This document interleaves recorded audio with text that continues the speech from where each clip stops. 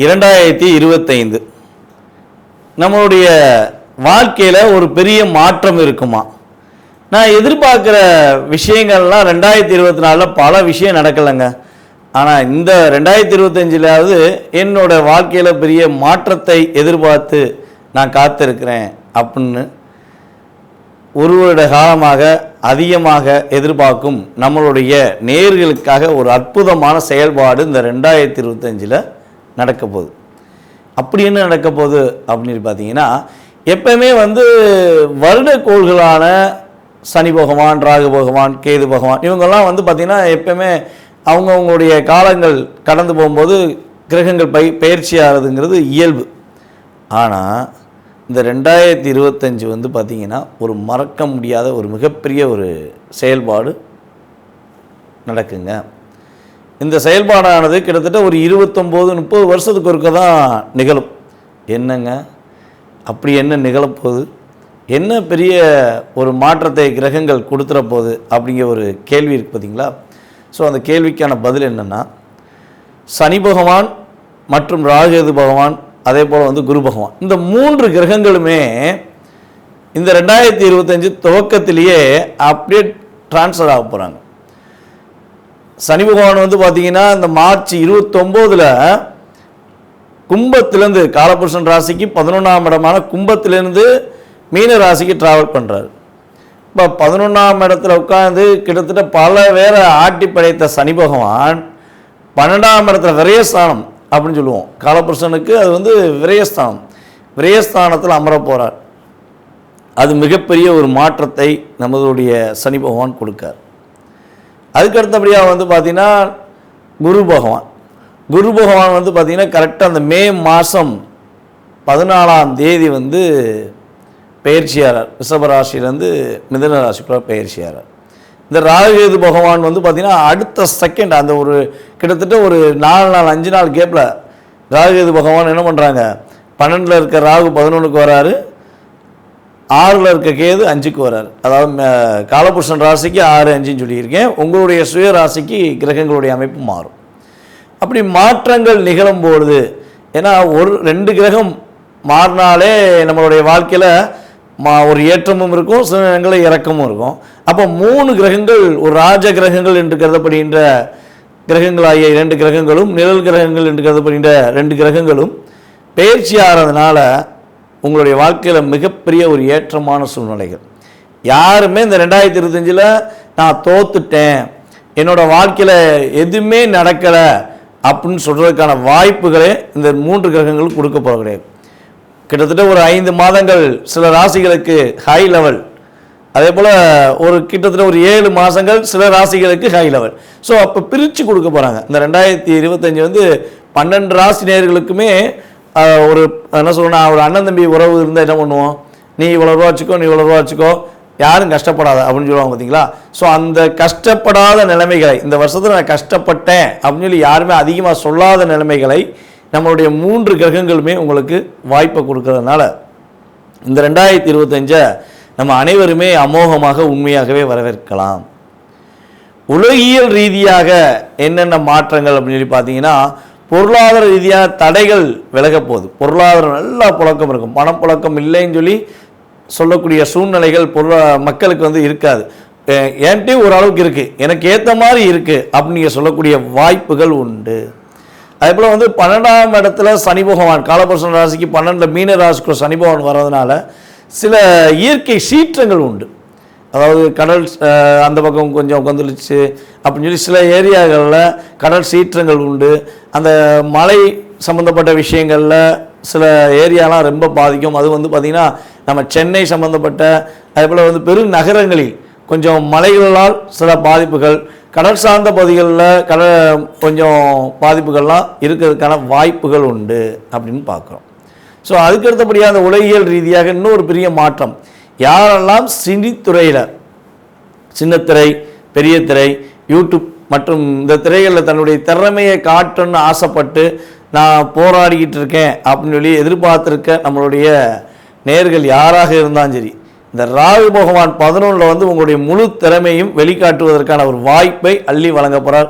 அப்போ சினி ஃபீல்டில் உள்ளவங்க ஹை பொசிஷன் போவதற்கான வாய்ப்பு உண்டு.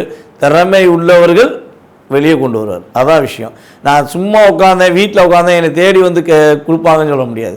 உங்களுக்கு திறமை இருந்தால் உறுதியாக சினி ஃபீல்டில் உள்ள அத்தனை பேருமே திறமை உள்ளவர்கள் தன்னுடைய முழு திறமையை வெளியே கொண்டு வந்து இந்த 2025 நான் சாதிச்சேன்னு சொல்லி எண்ட் ஆஃப் பாயிண்டில் பேட்டி கொடுக்குற அளவுக்கு கிரகங்களுடைய இயக்கம் இருக்க போகிறது. அதே போல் இன்னும் சில மாற்றங்கள் உண்டு. நம்ம அரசியல் சம்பந்தப்பட்ட விஷயங்களில் ஒரு மிகப்பெரிய நிகழ்வு ஏற்பட போது, அரசியலில் புதிதாக உருவாகின்ற நம்மளுடைய அரசியல்வாதிகள் அதே போல் தன்னுடைய திறமையை நான் காட்டுவேன்னு சொல்லி தைரியமாக இறங்கியிருக்க சில நடிகர்கள், அரசியல்வாதிகள் எல்லாருமே சிறப்பான ஒரு பதவிக்கு போவாங்க. அவங்களுடைய திறமை வெளியே கொண்டு வரப்படும். நடிகர்கள் ஆல்ரெடி திறமையை கொண்டு வருவாங்க. அதே போல் அரசியல்வாதிகளில் சில தவறுகள் செய்யும் அரசியல்வாதிகள் சுட்டி காட்டப்படுவார்கள். யாரெல்லாம் நம்ம தவறு செய்கிறது வெளியே தெரியல, நம்ம பயப்பட தேவையில்லை அப்படின்னு சொல்லி அரசியலில் சில தவறுகளை மக்களுக்கு தெரியாதவாறு செஞ்சுக்கிட்டு இருக்க அரசியல்வாதிகள்லாம் யார் யார் அதிகமாக தவறு செய்கிறா, அவங்களுடைய உண்மையான சுயரூபம் என்னங்கிறதை சனி பகவான் உறுதியாக இந்த வருடத்தில் சுட்டி காட்ட போகிறாரு. தவறுகள் செய்கிற அனைவருக்குமே இந்த வருடம் ஒரு பாதிப்பையும் மேலும் சோதனையும் கொடுக்கக்கூடிய காலமாக இருக்கும் என்பதை உறுதியாக சொல்லலாம்.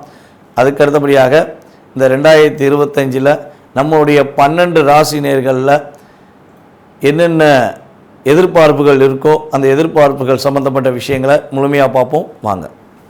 மாற்றமே உங்களுடைய ராசியின் அதிபதி தான் கொடுக்க போகிறார். யாருமே கொடுக்கலங்க.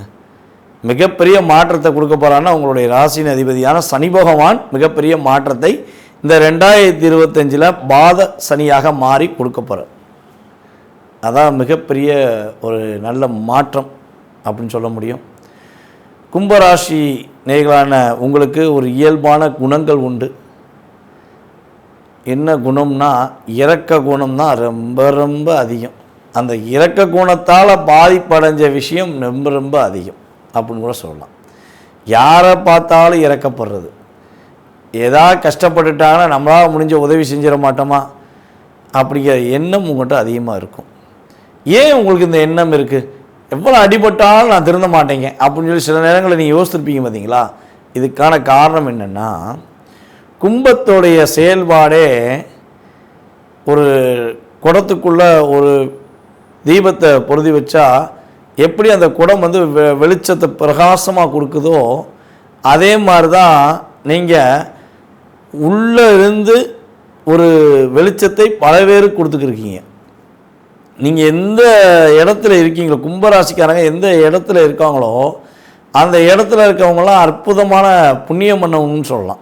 ஏன் அந்த வார்த்தையை உபயோகப்படுத்துகிறோம் அப்படின்னா, கோவில் கலசம் கோவிலில் சாமியை கும்பிட்றோம். நம்மளுக்கு பிடிச்ச தெய்வங்கள், நம்மளுடைய குல தெய்வங்கள், மேபி எந்த தெய்வமாக இருந்தாலும் எடுத்துக்கோங்களேன். நம்ம என்ன பண்ணுறோம்? தெய்வத்தை கும்பிட்றோம். தெய்வத்தை கும்பிட்டு மட்டும் வர்றோமா?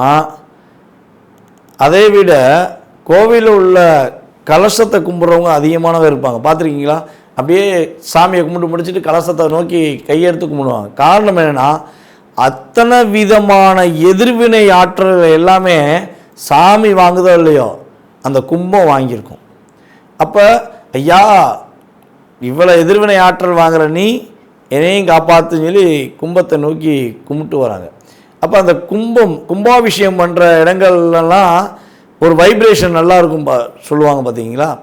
கும்பாபிஷேகம் ஏன் வந்து குறிப்பிட்ட காலங்களுக்கு ஒருக்க ஒவ்வொரு கோயிலுக்குரிய ஐதீக அடிப்படையில் குறிப்பிட்ட காலத்துக்கு ஒருக்க கும்பாபிஷேகம் பண்ணுறாங்கன்னா பல பேருடைய எதிர்வினைகளை அந்த கும்பம் வாங்கி வச்சுருக்கு. அப்போ அந்த கும்பத்துக்கு ஒரு பவரை கொடுக்காங்க, தெய்வ ஆற்றல்களை மந்திரங்கள் மூலமாக கொடுக்காங்க பார்த்தீங்களா? ஸோ அதே மாதிரி தான் நீங்களும் பல பேருடைய கஷ்டங்களையும் கவலைகளையும் வாங்கி வச்சு அவங்களுக்கு சரியான பாதைகளை அமைத்து கொடுக்கும் ஒரு பொற்பாதம் கொண்டவர்கள் தான் நீங்கள். எங்களை பற்றி இவ்வளோ தூரம் நீங்கள் சொன்னதெல்லாம் உண்மையிலேயே ரியாலிட்டி தான். நாங்கள் அப்படித்தான் எங்கள் கஷ்டத்தை உணர்றதை விட மற்றவங்களுடைய கஷ்டத்தை அதிகமாக உணர்ந்துக்கிட்டு இருக்கோம். ஸோ நாங்கள் அப்படித்தான் உதவி பண்ணி மாட்டிக்கிட்டு இருக்கோம். ஸோ எங்களுக்கு மாற்றம் எப்போங்கிறதையும் சொல்லுங்கள் அப்படின்னு நீங்கள் கேட்கலாம். இந்த 2025 உங்களுக்கு என்ன மாற்றத்தை கொடுக்க போகுது அப்படிங்கிறதுக்கு முன்னாடி 2023 to 24 எண்ட் ஆஃப் 2 இயர்ஸ் நீங்கள் என்ன மாதிரிலாம் கஷ்டத்தை அனுபவிச்சிருப்பீங்கிறத ஒரு ஷார்ட் அண்ட் ஸ்வீட்டாக பார்த்துருவோம். ஸோ அதுக்கப்புறம் கடந்த கால நிகழ்வுகளை உறுதியாக பார்க்கலாம். கடந்த கால நிகழ்வுகள் அப்படின்னு பார்க்கும்பொழுது உங்களுடைய வாழ்க்கையில் ஜென்மத்தில் சனி பகவான் அமர்ந்து செம்மையாக வச்சு செஞ்சார். ஓரளவுக்கு என்ன சொன்னால் மற்ற ராசியை விட ஜென்மத்தில் அமர்ந்த சனி பகவான் உங்களுக்கு ஓரளவுக்கு பாதிப்பு கொடுத்தாருன்னு சொல்லலாம். ஏன்னா ராசியின் அதிபதி தானே. ஓரளவுக்கு உங்களை எதையும் செய்ய விடாமல் செய்கிற விஷயத்திலலாம் தடுமாற்றத்தையும் ஒரு நிலையான தன்மையும் கொடுக்காம கிரகங்கள் கொடுத்தன. அதே போல் வந்து பார்த்திங்கன்னா உங்களுடைய ராசிக்கு மிகப்பெரிய தாக்கத்தை சனி பகவான் கொடுத்தாரு அப்படிங்கிறத விட குரு பகவானும் ஓரளவுக்கு வச்சு செஞ்சார். ராகுகேது பகவானும் அவருக்கு நிகராக அவரும் செஞ்சார். என்ன விஷயங்கள்லாம் அதிகமாக தாக்கம் இருந்திருக்கும் அப்படின்னா, தொழில் எவ்வளோ பர்ஃபெக்டாக நீங்கள் பண்ணிக்கிட்டு இருந்தாலும் தொழிலில் ஒரு கஷ்டமான சூழ்நிலையை கிரகங்கள் கொடுத்துருக்கும்.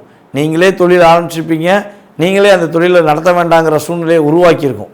வேண்டாங்க, கஷ்டப்பட்டு பண்ணது நான் தான், என்ன பண்ணேன், என்னால் முடியலைங்க, விட்டுறேங்க, எனக்கு தொழிலை எப்படி பண்ணனே ஒரு குழப்பத்தை கொடுத்துருச்சு, நான் என்ன பண்ணுவேன் அப்படின்னு தொழிலை ஆரம்பித்து நீங்களே விட்டுருப்பீங்க. அதே போல் வந்து உங்களுடைய கனவு மனைவி ஒற்றுமையில் ரொம்ப அந்நியுன்யமாக இருக்க நீங்கள் இப்போ அந்நியுன்யமே இல்லாமல் என் மனைவி அவங்க அம்மா வீட்டில் இருக்கா, என் கணவர் அவங்க அம்மா வீட்டுக்கு போயிட்டாரு, இல்லை நான் வந்து அம்மா வீட்டில் தான் பிரிஞ்சு வந்துட்டேன் அப்படிங்கிற வார்த்தையெல்லாம் நீங்கள் அதிகமாக உபயோகப்படுத்தியிருப்பீங்க. அவரை சொல்லுங்க, புரிஞ்சுக்கவே மாட்டேங்கிறாரு, நான் என்ன சொன்னாலும் என் மாப்பிள்ளை புரிஞ்சுக்கிற மாட்டேங்கிறாருன்னு சொல்லி கும்பராசினியர்கள் நினச்சிருக்கலாம். என் மனைவி என்னை அண்டர்ஸ்டாண்டே பண்ண மாட்டா, நான் என்ன சொன்னாலும் இந்த 2 வருஷமாக எங்கள் ரெண்டுத்துக்குள்ளே ஒரு உண்மையான உணவுபூர்வமான விஷயங்கள் இல்லைன்னு சொல்லி சொல்லியிருக்க வாய்ப்பு இருக்குது. என் நன்மை என்னை ஏமாற்றுவான்னு நினச்சி கூட பார்க்கலங்க, என் உண்மையான நன்மை நினச்சேன், என்னை ஏமாற்றிட்டாங்க, நான் என்னங்க பண்ணுவேன். எவ்வளோ வருஷம் பழக்கம் தெரியுமா, கிட்டத்தட்ட நாங்கள் ஒரு 20 வருஷம் லைஃப்புங்க. நான் அப்படியே என் சட்டையில் இருக்கிறத அவன் எடுப்பான், என் பையில் உள்ள பணத்தை அவன் எடுப்பான், அவன் பையில் உள்ள பணத்தை நான் எடுத்து செலவழிப்பேங்க. ஆனால் இந்த கிட்டத்தட்ட 2 வருஷமாக என்னை ரொம்ப கஷ்டப்படுத்திட்டான்.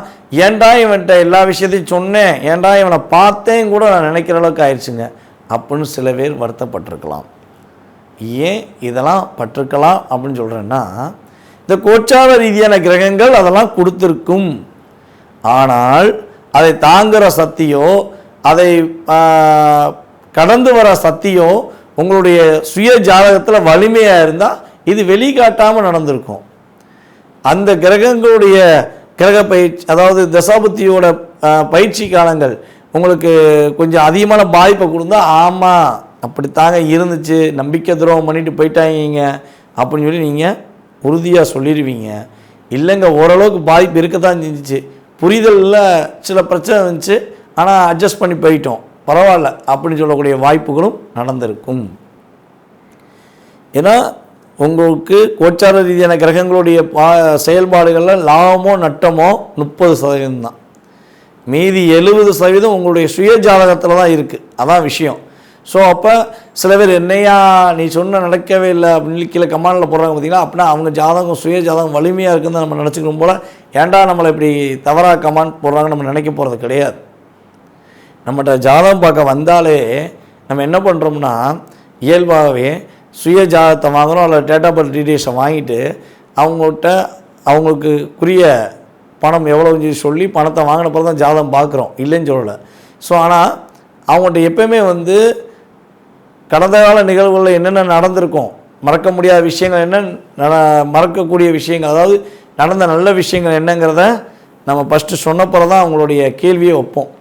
இதுதான் நம்மளுடைய இயல்பான ஆக்டிவிட்டீஸ் ஜாதகத்தில். ஸோ அப்போ அவங்களுக்கு புரியும்ல, ஆமாம் இவர் சொன்ன மாதிரி நமக்கு நடந்திருக்கு, ஸோ இனிமேல் அவங்க சொல்கிறது நடக்குங்கிறத நீங்கள் ஏற்றுக்குருவீங்க. அப்போ நம்ம என்ன வழிபாடு சொல்கிறோமோ அதை நீங்கள் என்ன பண்ணுவீங்க, புரிஞ்சு ஃபாலோ பண்ணுவீங்க. ஒரு பரிகாரங்கள் சொன்னால் அதை மனசார ஏற்றுக்கிட்டு நடந்துக்குருவீங்க. எந்த விஷயமாக இருக்கட்டுங்க, சாமி கும்பிட்றதாக இருந்தாலும் சரி, வழிபாடு முறைகளாகவும் சரி, மனப்பூர்வம் பண்ணால் தான் அது சிறப்பு. ஏதோ தானம் பண்ண விஷயம் எதுவுமே வெற்றி அடைஞ்சதாக சரித்திரம் இல்லைங்கிறது தான் என்னுடைய கருத்து. ஸோ இப்படிலாம் இருக்கிற ஒரு தன்மை கொண்ட கஷ்டங்களை அனுபவித்த உங்களுக்கு இந்த 2025 என்ன நடக்க போகுதுன்னு சொல்லுங்க. அதை தாங்க எதிர்பார்க்குறோம். கடந்த காலங்களாம் நடந்துருச்சுங்க. இனிமேலாவது வெளிச்சம் இருக்கா, எங்கள் வாழ்க்கையில் வெளிச்சம் இருக்கான்னு சொல்லுங்கள். நீங்கள் எதிர்பார்க்கிங்க பார்த்தீங்களா? கண்டிப்பாக வெளிச்சம் இருக்கிறது. உங்களுடைய உண்மையான உணர்வுகளும் உங்களுடைய உண்மையான செயல்பாடுகளையும் இனிமே உங்கள் கூட இருக்கவங்க புரிஞ்சுக்கிடுவாங்க. கும்பம்னா கும்பம் தாயா, சொன்ன மாதிரி நடக்கிறாயா, எவ்வளோ கஷ்டம் வந்தாலும் என்னை விட்டு கொடுக்கலையான்னு சொல்லி உங்களை தேடி வந்து உங்களுடைய நண்பர்கள் பேசுவாங்க. உங்களை கஷ்டப்படுத்தின அத்தனை பேருமே தெரியாமல் கஷ்டப்படுத்திட்டேன்னு உன்னுடைய உண்மையான அன்பான பாசத்தை புரிஞ்சுக்கிறாம நான் உங்களுக்கு அகைனாக பேசிட்டேன் சொல்லி உங்கள்கிட்ட வந்து தேடி வந்து மன்னிப்பு கேட்கக்கூடிய காலகட்டங்க இது. நீங்கள் இனிமேல் யாருக்காண்டி வருத்தப்பட தேவையில்லை. உங்களுடைய செயல்பாடுகளை இனிமேல் நீங்கள் வெளிப்படையாக பண்ணலாம், தைரியமாக பண்ணலாம். மனசுக்குள்ளேயே வச்சுக்கிட்டு வருத்தப்பட தேவையே இல்லை. நீங்கள் நினச்ச விஷயத்தை நீங்கள் இனிமேல் செய்ய போகிறீங்க. எதுக்கு பயப்படணும்? உங்களுடைய ராசிநாதனே உங்கள் ராசிக்கு 2ஆம் இடத்துக்கு பாத சனியாக போயிட்டார்ல, அப்போ உங்களுக்கு நன்மை தானே. லாபமே கிடைக்கிறேன்னு சொல்லி தொழிலில் விட்டுட்டு வந்த உங்களுக்கு இனிமேல் புதிய தொழில் தொடங்க வாய்ப்பு உண்டு. புதிய தொழிலில் வெற்றி பெறுவீங்க. எப்போ வெற்றி உண்டுங்கிறதையும் சொல்லிங்கன்னா மே மாதத்துக்கு மேலே கட்டாயம் வெற்றி உண்டு. புதிய தொழில் தொடங்குவீங்க. உங்களை மாதிரி தொழில் பண்ண முடியாதுன்னு சொல்லி சொல்லக்கூடிய அமைப்பு உங்களுக்கு கிரகங்கள் கொடுக்கின்றன. ஏங்க லாபஸ்தான அதிபதியை நீங்கள் தாங்க. காலபுருஷன் ராசிக்கு லாபஸ்தான அதிபதியை நீங்கள் தான். அப்போ உங்களுக்கு லாபம் இந்த வட்டம் குரு பகவான் அள்ளி வழங்க போகிறாரு. உங்கள் ராசிக்கு லாபஸ்தான அதிபதி உங்களை பார்க்க போகிறாரு, உங்கள் லாபஸ்தானத்தை பார்க்க போகிறாரு. உங்களுக்கு வெற்றி உண்டு தானே. உங்கள் லாபஸ்தானத்தை அவர் பார்க்க ஆரம்பித்த பிறவே உங்கள் தொழிலில் அதிவிதமான லாபங்கள் உண்டு. ராகு பகவான் உங்கள் ராசிக்கு அமர்ந்த பிறவே நீங்கள் நினச்ச புதிய புதிய திட்டங்களை தீட்டுவீங்க, அந்த திட்டங்களை நடத்தி காட்டுவீங்க. கல்யாணம் முடிவதில் கஷ்டங்களையும் கவலைகளையும் சந்தித்து கொண்டிருக்கும் நம்மளுடைய கும்பராசி நேயர்களுக்கு திருமணம் நடத்தி வைக்கக்கூடிய அற்புதமான வாய்ப்பை குரு பகவான் அள்ளி வழங்க போகிறார். சனி பகவான் அந்த 7ஆம் பார்வையை தூக்கி விட போகிறார். கட்டாயமாக உங்களுக்கு வெற்றி உண்டு. கடன் சுமை, கடன் கடன் கடன் கடனை விட்டு வெளியே வாங்க. கடனே என்னமே இல்லைங்க. என்னங்க பெரிய கடன், 10 லட்சம் வச்சுக்கோங்க, 10 கோடி வச்சுக்கோங்க கூட கவலைப்பட தேவையில்லைங்க கும்பராசிக்காரங்க. நீங்கள் சாதாரண ஒரு 10,000 வச்சுக்கிட்டு வருத்தப்பட்டுருக்கீங்க அப்படின்னு சொல்லி உங்கள் கூட இருக்கவங்களே சொல்லுவாங்க. கவலைப்படாதீங்க. உங்களுக்கு சாதகமான சூழ்நிலைகள், பொருளாதார ரீதியான சூழ்நிலையிலும் சரி, அதே போல் மகிழ்ச்சியான சூழ்நிலையிலும் சரி, கோச்சார ரீதியான கிரகங்கள் உங்களுக்கு அற்புதமான சூழ்நிலையை உருவாக்கி தரப்போகுது. இந்த நல்ல விஷயங்கள்லாம் நடக்கணும்னா நீங்கள் சில விஷயங்களை தவிர்க்கணும். என்ன விஷயம் அதையும் சொல்லுங்க, செஞ்சிடறோம் அப்படின்னா உங்களுடைய குடும்பம் சம்பந்தப்பட்ட விஷயங்களில் மட்டும்தான் நீங்கள் அக்கறை செலுத்தணும். மற்ற குடும்பத்தில் பிரச்சனைனா நீங்கள் பேசாமல் உங்கள் பாதையை நோக்கி போயிட்டே இருக்கணும். சண்டையா அண்ணே இருங்கண்ணே, நாளைக்கு காலைல வரனே, கொஞ்சம் கோச்சிக்கிறாதீங்க, நான் வெளியூரில் இருக்கேன் அப்படின்னு சொல்லி அவாய்ட் பண்ணுங்கள். அவன் குடும்ப பிரச்சனை அவன் பார்த்துக்கிடுவான், அவனால் சமாளிக்க முடியும். நீங்கள் ஏன் போய் அவன் சுமையை சுமக்க போகிறீங்க? சுமக்காதீங்க. உங்களுடைய குடும்ப வாழ்க்கை, உங்களுடைய குடும்ப சூழ்நிலைகள், உங்களுடைய பொருளாதாரம், இதை மட்டும் நீங்கள் கவனமாக செஞ்சீங்கன்னா இந்த 2025 அதிகமாக லாபத்தை சம்பாதிச்சு உயர்ந்த உச்சியில் உட்கார்ற கோபுரம் மாதிரி நீங்களும் உயர்ந்த உச்சியில் உட்காரக்கூடிய அமைப்பு கிரகங்கள் கொடுக்கின்றன. அதை விட்டுட்டு நான் மற்றவங்களுக்கு வெளிச்சம் கொடுக்க தான் இருக்கேன், நான் வெளிச்சத்தை தான் கொடுப்பேன் அப்படின்னு நின்றுட்டீங்கன்னா நம்ம சொன்ன விஷயங்களில் பாதி கூட நீங்கள் அனுபவிக்க முடியாமல் கஷ்டத்தை சந்திக்கக்கூடிய சூழ்நிலை வந்துடக்கூடாதுங்கிறதுக்காக சொல்கிறேன். வரக்கூடாதுன்னா சொன்ன விஷயத்தை கரெக்டாக செய்யுங்க. வெளிநாட்டுக்குரிய யோகங்கள், வேலை இடமாற்றத்துக்குரிய யோகங்கள்லாம் அற்புதமாக நடக்க போகுது. நடந்த போது நீங்களே ஃபோன் பண்ணி சொல்லுவீங்கிறது என்னுடைய நம்பிக்கை. எப்படி உங்களுக்கு கடந்த காலங்களில் கிரகங்கள் கொடுத்தது உண்மை என்று நீங்கள் உணவுபூர்வமாக நம்புகிறீங்களோ, எதிர்காலத்தில் 2025 வெற்றியும் மகிழ்ச்சியும் உண்டுங்கிறத நான் நம்பிக்கையாக உங்களுக்கு சொல்கிறேன்.